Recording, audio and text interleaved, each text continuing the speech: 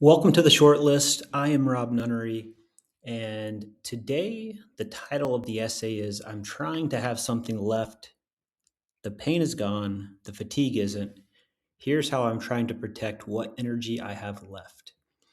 And this is just basically a follow up of the week of the things I'm going through to try to declutter my brain, the open loops, which I've talked about before, and also talking about energy management. While I had the proctectomy at the end of January and I'm in significantly less pain than I was prior, the fatigue has come on pretty strong. And I just wonder if the fatigue has been there all along. It was just kind of masked and in conjunction with the pain.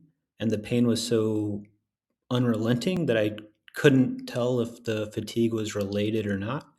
But now with the pain gone, I'm able to kind of isolate that the fatigue is still very much here and ongoing. And with that being the case, I need to be able to spread my energy out in a healthy way that doesn't burn me out on one thing and also doesn't leave these open loops in my brain when they could be handled in the moment much more quickly. Without further ado, here we go. It was just firewood. 10 bags, 20 kilos each, delivered to the house when we need it because we're moving into winter in George and the fireplace heats our home. I told myself I'd order it, then something else grabbed my attention. The thought stayed open until later that day when I saw the fireplace again.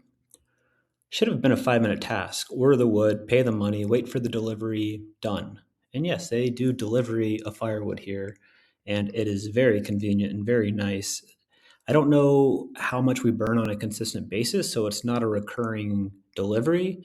So it's kind of ad hoc and manual right now as needed. But once we start going through the bags more, we'll understand and I can just set it and forget it, which is another thing that I need to do more of to close the loops in my head. But I put the order in on Thursday morning and they didn't reply that day. Friday came and they eventually responded that they can't deliver until Monday now. And we were out as of Thursday night. Bummer. Not the end of the world. We could pick up some from the store if we need to. Everything's fine. It's just the kind of thing I'm talking about, though. A simple task became another errand because I didn't handle it when it first came into my head. That's how something small can turn into something annoying. Just more steps, more time, one more thing in a day that already has plenty. So I saw the pile getting low and felt annoyed. The firewood itself was just small. I was annoyed because it reminded me of all the other things that I might be forgetting. There's always more that I can hold in my head right now. Visa stuff, home stuff, money stuff, sponsor stuff, Flexara stuff, ostomy supplies, content, email, paperwork, follow-ups, calls. All the little things that go into keeping a house running. All the little things I need to do to get a business off the ground with Flexara. And just all the little things that make me feel like I'm either on top of everything in my life or that I'm slowly drowning in it. I don't mind unfinished things. That's not the issue. I have a tough time with the unknown things. And that's what I've been learning this week. A lot of open loops can wait, some of them should wait. The stress comes when I don't know where they are or what they are. When they're loose and bouncing around my head, then something jogs my memory. It makes me realize this is a untrustworthy system. Forgetting one thing makes me wonder about everything else I'm forgetting. None of those help me do better work. They take energy before the day has even started. And this is what I've realized it all comes down to energy for me. Since my proctectomy, the pain's better. I'm grateful for that. For a long time, pain was one of the main things that I managed. Deep, unrelenting fistula pain, deep pelvic pain post surgery, abscess pain when they would form and burst, pain from the ceton drains, just daily pain of sitting, walking, flying, competing, and honestly just living in my body that just always seemed to not work. And it's so nice to not constantly be worrying about that all the time now. But the fatigue has become a new worry. The Crohn's fatigue is still there, and on many days it feels like I have good energy to start with, but then it quickly drops off a cliff when I start actually doing stuff. With my body no longer being in unrelenting pain, part of me expects more from it. that it should have more capacity. I'm out of the worst pain, so I want that to actually mean I'm back to my full self. It just doesn't feel that simple. I'm not on biologics right now, and I like that. I like being off heavy medication. I like being away from the side effects and the mental weight and fog that come with needing those drugs. I also wonder if there's a way to solve the chronic fatigue that still comes with my Crohn's. I hope there is. For now, I'm just managing the best I can. That means my energy has to be protected on purpose. I don't have much room to get sloppy with it. I can still do a lot, which is part of what makes this tricky for me. I can work, I can create, I can train, play pickleball, play golf, send emails, take calls, build Flexara, create content, and push through the tired and sluggish feeling while telling myself it's fine and that this is my life and what I have to do to get through it. And for a while, it seems like I'm getting away with it. And then it always catches up somewhere else. Either my body feels it, my mood dips, the version of me that wants to be present and kind and happy at home, that version of me feels it. And I don't want to keep repeating that. I'm newly married. I'm in a new country in South Africa. I'm building a home here. I'm trying to learn Afrikaans. I'm trying to start a new business in Flexara. I'm also trying to create short-term income through different brand partnerships while building Flexara as the long-term business asset. I'm trying to take care of my health. I am still newly out of a major irreversible surgery. I'm trying to become a better partner than some of my old patterns would let me be. All of that takes capacity. A relationship takes capacity. Conflict takes capacity. I used to shy away from conflict big time. I thought avoiding it kept things calm. I've learned that avoiding conflict usually buries things. Then resentment gets room to grow. Conflict's required. I believe that truly now. I don't like it. I never like it. I don't always feel good at conflict. I have many old patterns that still show up. Being in a new place with a new life doesn't mean that I start with a new version of myself. I didn't leave myself behind. My patterns came with me. Marriage requires energy and enough mental space to listen. It requires enough emotional room for me to stay present and be present. It requires enough energy to keep working on the things that strengthen a bond after my workday's finished. If I burn through all of that on email, sponsor outreach, Flexara task content, and a million open loops that I never wrote down, I should expect to have less available for the rest of my life. I'm trying to change that. Therapy this week was about stress and overwhelm, again. It was also about the fact that I knew I needed to change something and then didn't do a great job changing it the week before, which means we covered the same thing 2 weeks straight. That's annoying to admit because I can usually explain the problem pretty well. I know the pattern, I can talk through it, I can see how too many open loops make me scattered, tired, reactive. Knowing the pattern doesn't mean I've solved it though, or know how to deal with it. The last few mornings I've been doing a complete brain dump on paper. It's helped me. It's nothing fancy. There's no app, there's no tracker or dashboard. It's not a productivity system that I built or learned from reading a book so I could avoid doing the actual work. It's a notebook. I'm being very analog and caveman right now because that's what's working for me. I just write down everything that feels open. Then I put it into 3 categories. I start with life, then I do money, and then I do create. For me, that's what works right now. And trying to copy other people's systems hasn't been working well for me.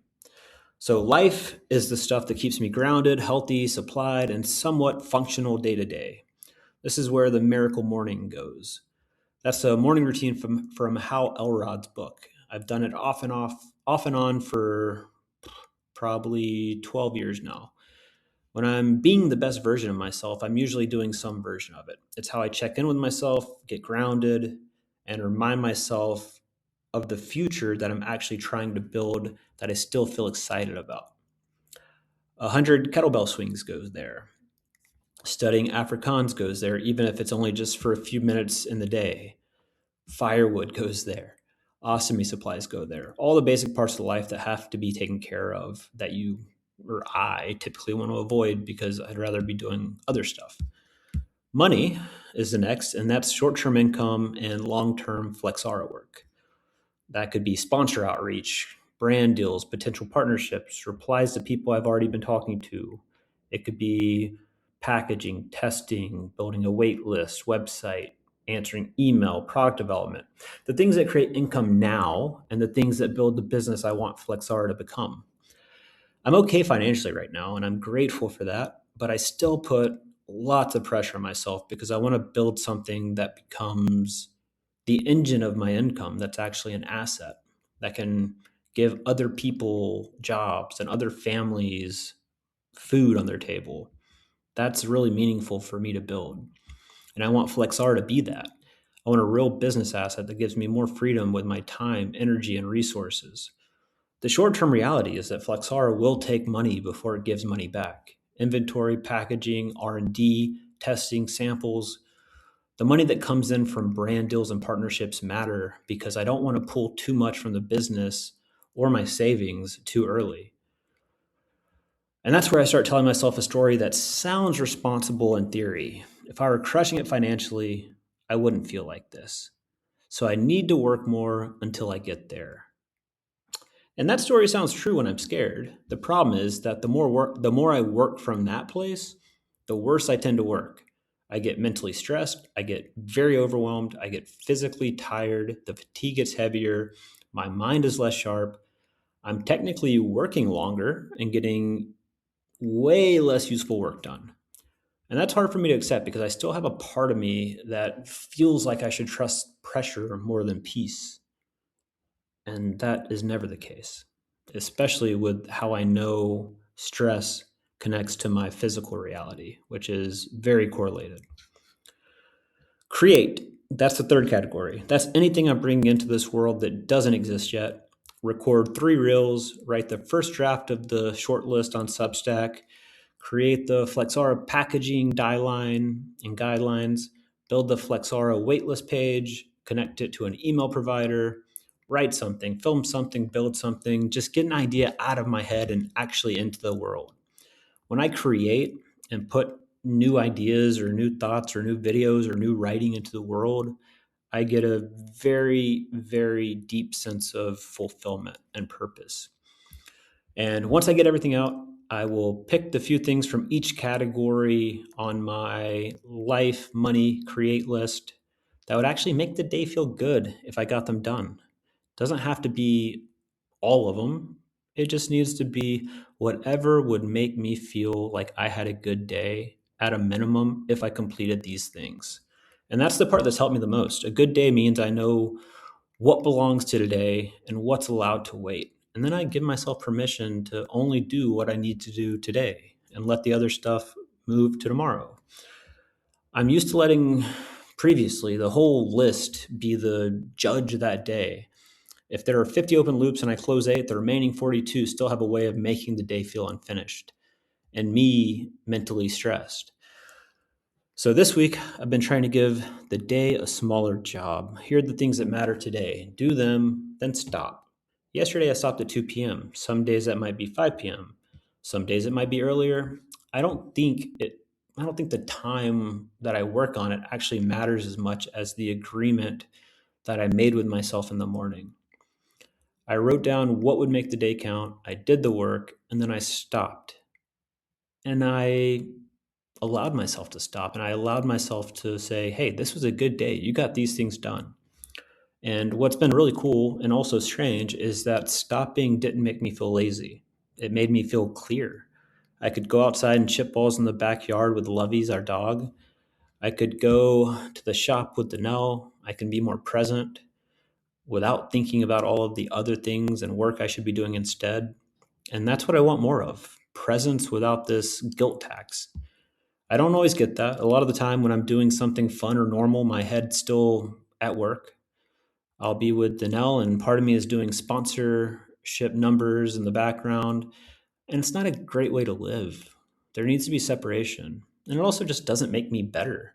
When I stop at the right time and I'm able to manage my energy better and work when I'm physically and mentally sharper, I get way more done in less time. I do better work. I'm less scattered. I'm less resentful.